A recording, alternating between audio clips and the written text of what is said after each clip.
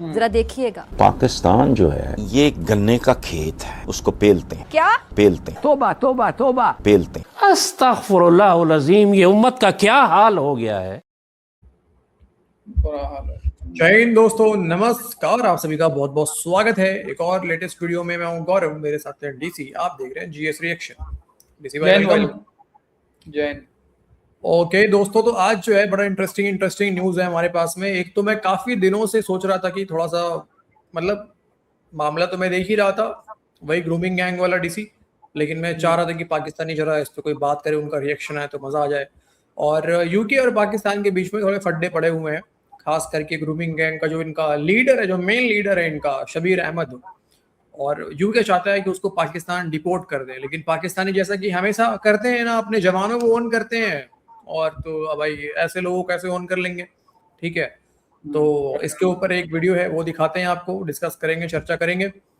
और एक clip DC, आपको पता है जो सिप्री ने रिपोर्ट जारी किया था कि भारत ने अपने कुछ न्यूक्लियर वॉरेट जो है वो सबमरीन के अंदर जो है वो बाकायदा रख लिए हैं और रेडी टू यूज वाला माहौल में है। तो उसके ऊपर रिपोर्ट तो खैर काफी पहले आ गया था, लेकिन अब पाकिस्तानियों की थोड़ी फटी है। अब पाकिस्तानियों की फटी है। ठीक है, कोई काफी जगह पे ये आर्टिकल चल रहे हैं दोस्तों कि पाकिस्तान जो है वो जो उसके हालात हैं मुल्क के अंदर में, उससे लोगों को डाइवर्ट करने के लिए पाकिस्तान के पास एक ही केवल रास्ता है, वो है भारत के साथ कुछ पंगे वंगे लेना। तो ये बात इंडिया को भी शायद पता है कि ऐसा कुछ हो सकता है, तो इसीलिए भारत भी पूरी तरीके से तैयार है। और इस बार सरप्राइज जो है वो सिर्फ एयर बेस टूट के नहीं मिलेगा, इस बार जो है वो लैंड कैप्चर होगा, ये तो कंफर्म है। तो वीडियो दोनों बड़ा मजेदार है। बढ़ते हैं दोस्तों वीडियो में आगे बढ़ने से पहले अगर आप चैनल पर नए हैं जरूर सब्सक्राइब करें। हम लोग यहाँ पे वैसे तो दोस्तों आइसोलेट होते हैं, हाँ मतलब तन्हाई में हम लोग जीवन जी रहे होते हैं। इस चैनल पे वीडियो देखने के बाद आप भी थोड़ा तनहा फील करेंगे, आइसोलेट फील करेंगे, लेकिन कभी कभी थोड़ा पाकिस्तान की ठुकाई भी हम लोग कर देते हैं। चलते हैं डीसी, शुरू करते हैं वीडियो को। चलिए। पाकिस्तान और बरतानिया के ताल्लुकात में एक गैर मामूली कशीदगी देखने को मिल रही है। वैसे पाकिस्तान और बरतानिया के ताल्लुकात की अगर आप बात करें तो आपको उन ताल्लुकात में ओवर द ईयर्स एक बेहतरी नजर आती है। कोई लार्जर, कोई बड़े इश्यूज नहीं है दोनों मुल्कों के दरमियान, लेकिन पिछले कुछ हफ्तों से आहिस्ता आहिस्ता एक इशू को लेकर के पाकिस्तान और बरतानिया के ताल्लुकात इस कदर खराब होते जा रहे हैं कि बरतानिया जो है पाकिस्तान को प्राइवेटली धमकियां भी लगा रहा है या ये थ्रेट्स भी दे रहा है कि मुमकिन तौर पर पाकिस्तान को के ऊपर जो वीज़ा रिस्ट्रिक्शंस हैं वो लग सकती हैं। पाकिस्तानियों के ऊपर जो पाकिस्तान की इमदाद जो कुछ वो डेवलपमेंट के नाम पे देते हैं वो बंद की जा सकती है। वजह एक शख्स है, और एक शख्स जो एक बहुत बड़ा चंद साल पहले जो स्कैंडल मंजरेआम पर आया था बरतानिया में ग्रूमिंग गैंग के नाम से, यानी कि वहाँ पर एक गैंग था जो बरतानिया में जो छोटी बच्चियों को वरगला करके उनको बुरे कामों के लिए या जो जिनसी ज्यादती उनके साथ करता था। और उसका जो रिंग लीडर था शबीर अहमद, जो पाकिस्तान से गया था आज से 1970s में कहीं, उस वक्त उसकी उम्र 13 साल थी और बरतानिया का ही शहरी था। बताया जाता है कि वो उस सारे ग्रुप का सरगना था।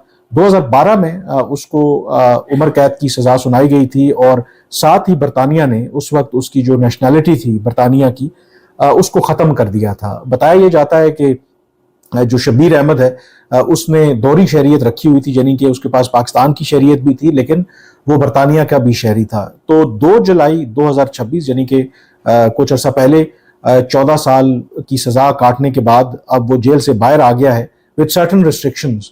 तो जो बरतानिया की हुकूमत है वो उसे अपने पास नहीं रखना चाहती और पाकिस्तान के ऊपर वो ये जोर दे रही है कि वो उसको एक्सेप्ट करे, यानी कि वो पाकिस्तान का एक शहरी है और पाकिस्तान का नेशनल है, तो एक अरेंजमेंट के तहत उसकी डिपोटेशन को एक्सेप्ट किया जाए। अब इशू उसमें ये आ रहा है कि नंबर 1, एक तो पाकिस्तान का जो मौकफ है कि वो 13 साल की उम्र में अगर यहाँ से चला गया था तो वो बरतानिया का शहरी है, पाकिस्तान का शहरी है ही नहीं। और जो कुछ बेशक उसके पास उसने अगर नेशनैलिटी रखी भी है, पब्लिकली पाकिस्तान का स्टांस ये है कि नहीं, हम इसे शबीर अहमद को एक्सेप्ट नहीं करेंगे। तो जो बरतानिया है ऑन द अदर हैंड, जाहिर है कि वो एक कैच 22 सिचुएशन में, मेरा नहीं ख्याल कि वो शहजाद अकबर को भी और जो वो रिटायर्ड मेजर है उसको पाकिस्तान के हवाले करेंगे और ये एक इशू डेडलॉक का शिकार हो गया। अच्छा, यहाँ पे एक इंटरेस्टिंग बात है दोस्तों और डीसी, पता है क्या कि सोचो मतलब कितने बड़े क्या मतलब हरामी बोल देता हूँ मैं, वैसे जल्दी बोलता हूँ, बोल देता हूँ, चलो पाकिस्तानी है वैसे सुअर, ठीक है। ये इतने बड़े दोगले लोग हैं, ऐसे लोग को पाकिस्तान लाके फांसी देने चाहे उम्र कैद की सजा देने की जगह ये क्या करें पता है कि देखिए जी, आपके इधर हमारे दो वांटेड लोग बैठे हुए हैं, एक शहजाद अहमद है जो यूट्यूबर है इनका, और एक है आदिल रजा रिटायर्ड मेजर जो है, वो देखें हम हमारे खिलाफ, अच्छा क्या सबूत है, हमारे खिलाफ बात करते हैं, फील्ड मार्शल के खिलाफ बात करते हैं, तो उनको जो है आप पाकिस्तान डिपोर्ट कर दीजिए, तो फिर हम शबीर अहमद को भी लेने के लिए तैयार है। और फिर ये दोहरापन देखो, दोगलापन देखो, फिर ये कह रहा है जनाब कि नहीं जी वो तो पाकिस्तान की सरकार कह रही है कि वो तो पाकिस्तान का है ही नहीं, वो तो उसने तो बरतानिया का यानी कि यूके का जो है वो सिटीजनशिप ले रखा है, तो वो तो यहाँ का है ही नहीं, मतलब एक्सेप्ट करने के लिए तैयार है, लेकिन कब, जब आदिल रजा को और शहजाद अहमद को पाकिस्तान दे एक दो। बात बताओ, ठीक है, यहाँ पे अपने मुंह से भी बोल रहे हैं ना सर, उसके पास में ड्यूअल सिटीजनशिप है, पाकिस्तान की भी है वहां की भी है। हाँ, अब वहां की गवर्नमेंट ने, इंग्लैंड की गवर्नमेंट ने उसकी खत्म कर दी नागरिकता वहां से। अब उसके पास में कहाँ की बची है, सिर्फ पाकिस्तान की।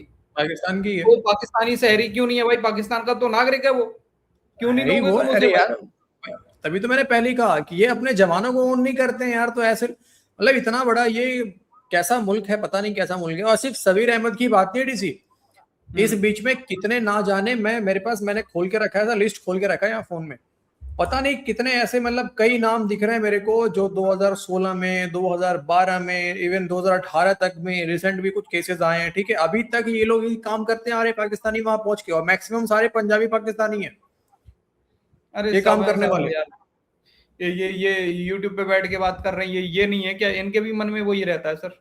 हाँ हाँ बिल्कुल, ये भी जाएंगे, ये भी वही काम करेंगे जाके वहां पे। अब क्योंकि यूके का लॉ ऐसा है ना कि लोग वहां बच जाते हैं, तो ये भरपूर फायदा उठाते हैं वहां पहुंच के इस चीज का।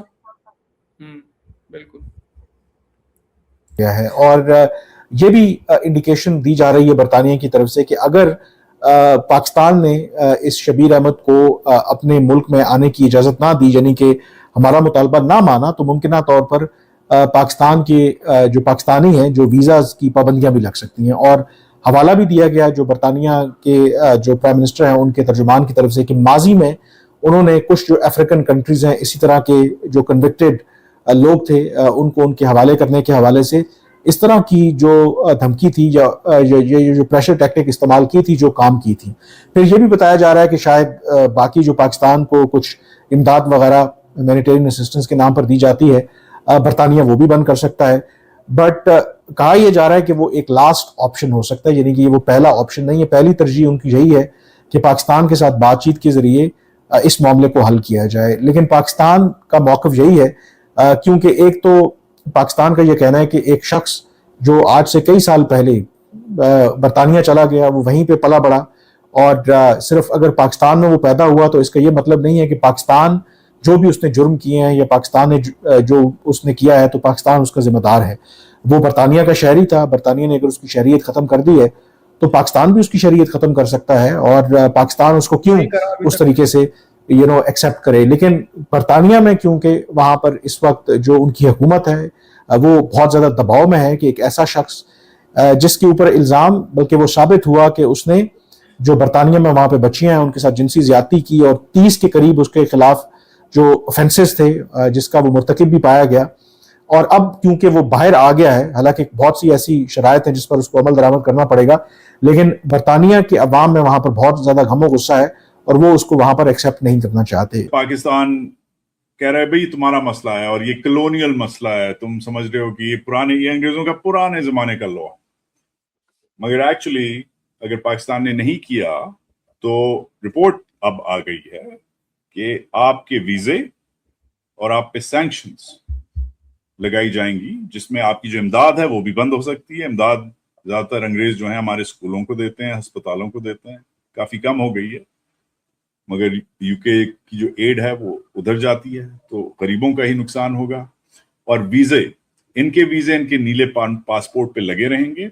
आपके जो वीजे हैं, जो आप पढ़ने जाते हैं, लिखने जाते हैं, दोस्तों से मिलने जाते हैं, फैमिली को विजिट करने जाते हैं, आपके वीजे भी फारिग। ये सिपरी अच्छा, इन लोगों ने किया भी क्या है ना, पासपोर्ट भी दो अलग अलग कर दिए इन लोगों ने। एक ब्लू पासपोर्ट कर दिया इन लोगों ने, एक हरा पासपोर्ट तो खैर इनका ही। तो मतलब पहले जो पाकिस्तानी कह रहे थे कि हरा पासपोर्ट देख के हमें गोरे सलाम ठोक रहे हैं कि अरे रे पाकिस्तान ये तो पीस करवा रहा है, ये तो पीस कराने वाला मुल्क है। अब शर्म से इन लोगों ने, इनके जो एलिट क्लास है उन लोगों ने अपना अलग पासपोर्ट करवाया है, ब्लू पासपोर्ट। ब्लू और रेड दो है ना, ब्लू रेड और ग्रीन तीन हो गए। यानी कि अब हरा पे कुछ नहीं है सर, हरा भरा बेकार हो गया।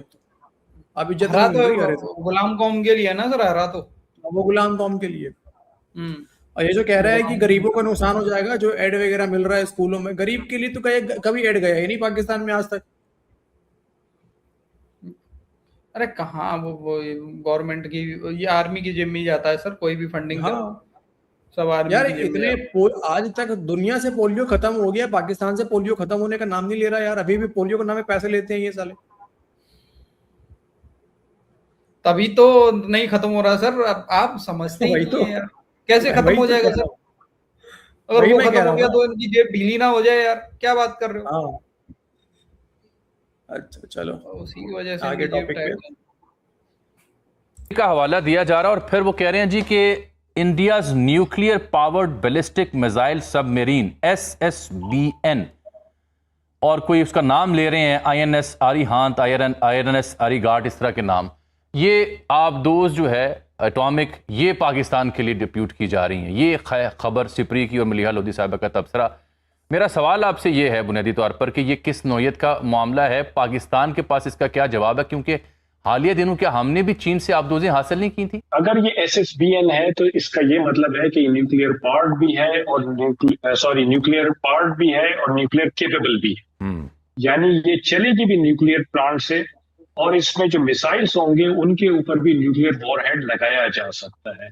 तो इसका मतलब है कि ये सबमरीन्स वो होंगी जो कि इंडिया डिप्लॉय करेगा फॉर सेकंड स्ट्राइक कैपेबिलिटी, जैसे चिश्ती साहब ने बताया। जो लास्ट खबरें मेरे पास थी उसके हिसाब से इन्होंने 6 सबमरीन्स का प्लान बनाया हुआ था, और उसमें से 3 ऑलरेडी कमीशन हो चुकी है और 3 इन्होंने और कमीशन करनी है। अब इन्होंने 12 पे अगर ये चले गए हैं तो इसका ये मतलब है कि ये बड़ा लॉन्ग टर्म प्लान है इनका। और 12 सबमरीन्स का मतलब ये है कि ये सिर्फ बे ऑफ बंगाल या अरेबियन सी तक महदूद नहीं रहेंगी, बल्कि ये फिर दुनिया के मुख्तलिफ इलाकों में फिर रही होंगी।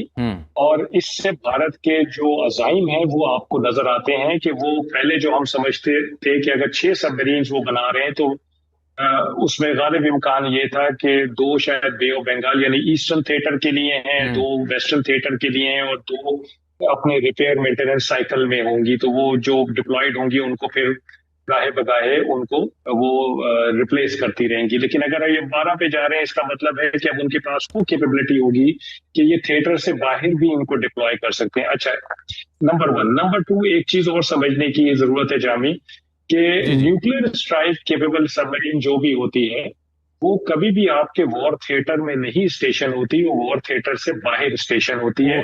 ताकि अगर आपके वॉर थिएटर में लड़ाई चल रही है तो आपके जो nuclear second strike nuclear capability है उसको कोई डैमेज ना हो, उसको कोई खतरा ना हो, और वो सेफ और साउंड किसी और जगह पे हो। अब अगर वो थिएटर से बाहर है तो उसकी कैपेबिलिटी के लिए ये जरूरी है कि उसके ऊपर इतने लॉन्ग रेंज मिसाइल होने चाहिए जो आपके थिएटर में अटैक कर सकें, अफेक्ट कर सकें। सही। फॉर एग्जाम्पल रशिया और अमेरिका के जो न्यूक्लियर केपेबल सबमरीन्स है जो सेकंड स्ट्राइक के लिए उन्होंने रखी हुई है, वो कहीं नॉर्थ पोल के पास उनको डिप्लॉयड रखते हैं। बिल्कुल। और उनके ऊपर लॉन्ग रेंज मिसाइल्स लगाए हुए हैं ताकि अगर वहीं से उन्होंने स्ट्राइक करना है दुनिया में कहीं तो उनके पास ही कैपेबिलिटी। ये हिंदुस्तान का करना एक खौफनाक किस्म की एस्केलेशन है, एक खौफनाक किस्म का सिग्नल है। ये क्या करना चाह रहे हैं, क्या मैसेज है, अल्लाह खैर, मगर इसकी पाकिस्तान के लिए बहुत ज्यादा इम्प्लीकेशंस हैं। इन्होंने जो हमारा प्लान है, इनके जो लैंड बेस्ड फोर्सेस हैं उनको टारगेट करो, उसको तो, उस थ्योरी को तो उड़ा दिया है।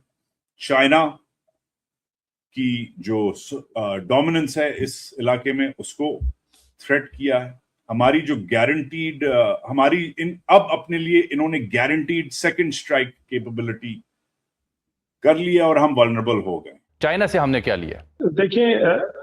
देखिए जामी, हम चाइना से 8 हंगोर क्लास सबमरीन्स ले रहे हैं जो कि एयर इंडिपेंडेंट प्रोपल्शन सिस्टम के साथ हैं। कि 65 में पाकिस्तान पहला मुल्क था जो इस रीजन में सबमरीन लेकर आया, और ठीक। एक सबमरीन ने पूरी इंडियन फ्लीट को मुंबई हार्बर में महसूर रखा पूरी जंग के दौरान। ठीक। इसी तरह 71 में जब पाकिस्तान और इंडिया की जंग हुई तो आपकी एक सबमरीन ने 2 जहाजों को, एक को डिबोया और एक को डैमेज किया, और गाजी जो थी वो ईस्टर्न थिएटर में थी जहां वो माइंस ले कर रही थी और अपनी माइन से टकरा गई थी।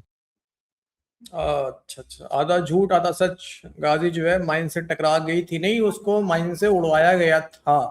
ठीक है, उस समय जो वाइस एडमिरल थे INS राजपूत का इस्तेमाल किया गया था। इन लोगों ने DC PNS गाजी को लाया गया था, सोचा था कि INS विक्रांत जो था हमारा उसको टारगेट करेंगे और उसको जो है डुबाने का इनका था दिमाग। ठीक है, बट ये हमारे ट्रैप में फंस गए।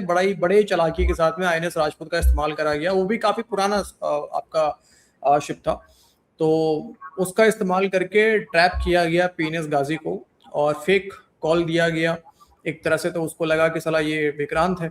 ठीक है, और उसके बाद एक ड्रम होता है जिसको डेप्थ चार्ज कहते हैं, वो उसमें वेपन्स या समझो कि बारूद भरा होता है, उसको फिर नीचे भारी भरकम होता है, नीचे छोड़ा जाता है उसको, और ऐसा एक अंदाज के हिसाब से कि इतना मीटर पे जाके उसको फटना है और उसको जो है उड़ाया जाता है।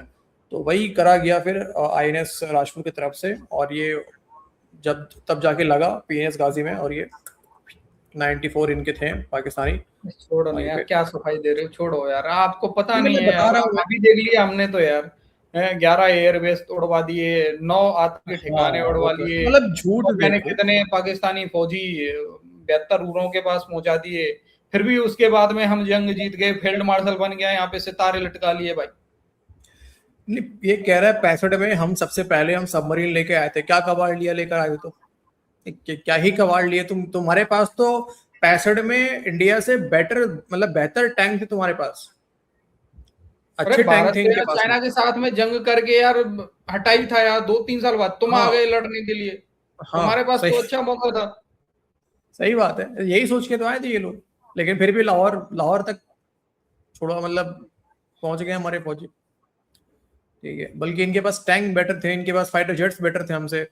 गलत बात है यार, ये पाकिस्तानी पता क्या बोलते हैं, AI जनरेटेड फोटोज हैं वो सर, वो आप दिखाते हो ना लाहौर वाले। ये सही बात है, ये बात भी सही है। अब मैं तो सोच रहा हूँ सर आने वाले टाइम में अपने नस्लों को पढ़ाएंगे कि वो जो 71 वाला फोटो दिखाते हैं ना इंडियंस, वो तो फेक है, वो तो AI वाला है। वो तो AI वाला है। पाकिस्तानी यही समझाएंगे भाई, सही बात है। अब जब से AI आ गया ना, पाकिस्तानियों के लिए अच्छा हो गया सब कुछ यार। सही बात है। कुछ भी मामला हो AI पे लगा देते यार। लेकिन ये अच्छी बात नहीं है ना DC यार। देखो चलो अभी तो खैर पाकिस्तान कहीं भी नहीं है इंडियन मिलिट्री के आगे, लेकिन पहले मानना पड़ेगा कि 60s 70s में पाकिस्तान के पास अच्छे वेपन्स थे, इंडिया से बेहतर वेपन्स थे पाकिस्तान के पास में।